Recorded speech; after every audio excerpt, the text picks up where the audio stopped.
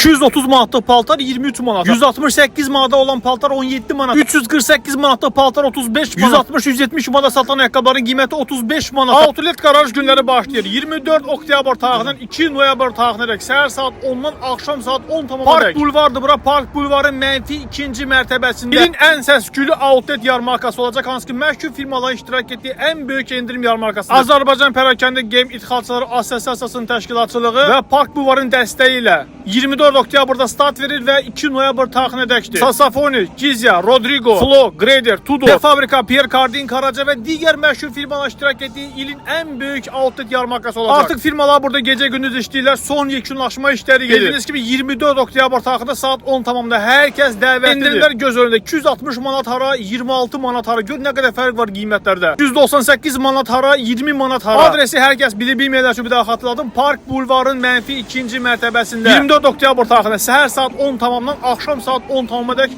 möhtəşəm outlet yarmarkası olacaq. Qaçırmayın.